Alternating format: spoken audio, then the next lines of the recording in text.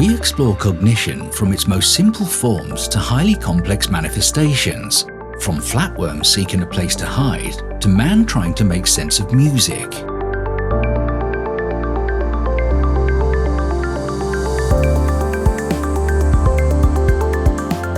Understanding the inner workings of flatworms or reptiles is the first step to deciphering the human mind.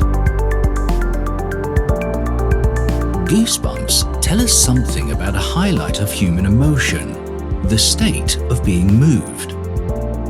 We measure bodily signals of animals and humans, such as heart rate and breathing, mirroring internal states such as being excited or frightened.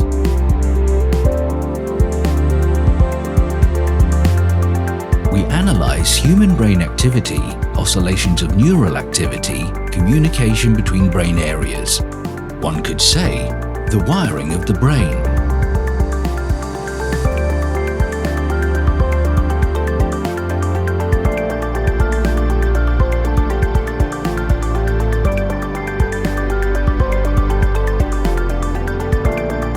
Amazingly, the twist of a flatworm can help us to understand how we perceive the world.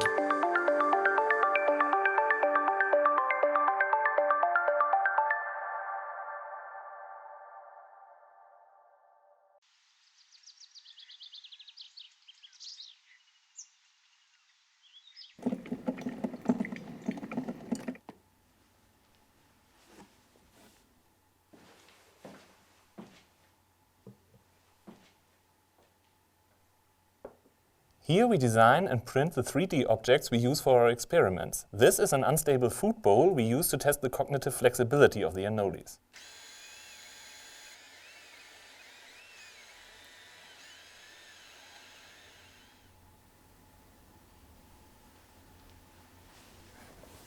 These mealworms are used to lure the anoles.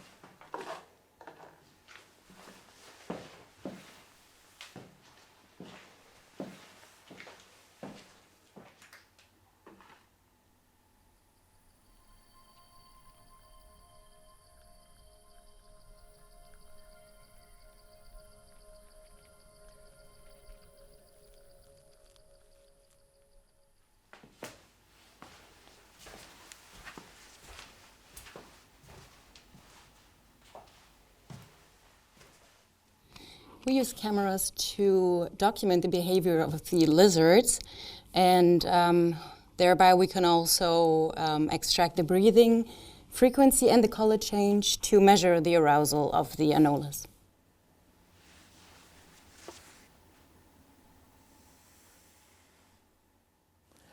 This is not a typical situation for our reptiles. Let's see whether they will find the food hidden in such a strange geometrical object. It would prove their ability to deal with completely new situations. It's slightly weird to start an entirely new branch of research being in one's 50s. But I was curious to see what the cortex is good for.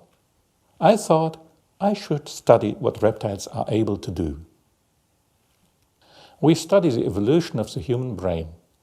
Reptiles are descendants of the first animals that feature a cortex.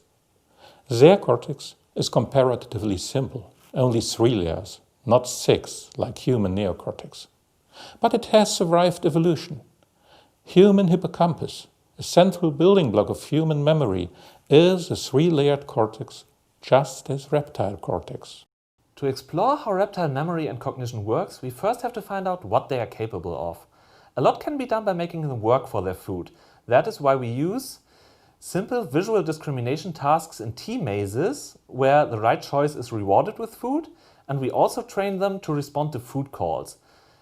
That means each lizard is trained to respond to a specific sound pattern and associate that with food. So we can use that to call them to our experiments.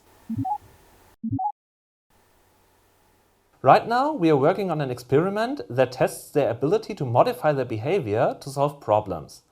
Each experiment is filmed, so we can later assess their breathing rate and color change and other signs of arousal. We also wanted to test a much simpler brain. That is why we started experimenting on flatworms. Plants are intelligent, mushrooms are intelligent. Animals are the first to do it with a nerve system. And the first animals to feature a structured nerve system, resembling a rope ladder, with cerebral ganglia, a kind of a brain, are these flatworms. I'm still blown away when I remember how we started a year ago. Nothing but a shabby container full of rubbish. And now we have an animal housing, our own breeding of food animals, a modular experimental setup, and the first experiments up and running.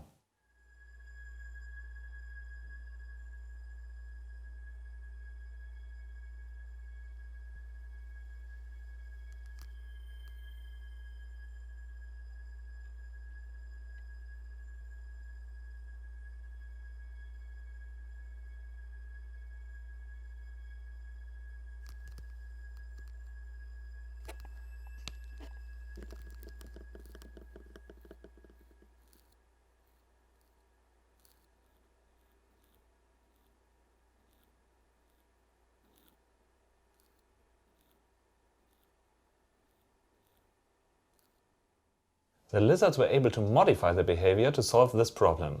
However, they have yet to learn how to solve the next step.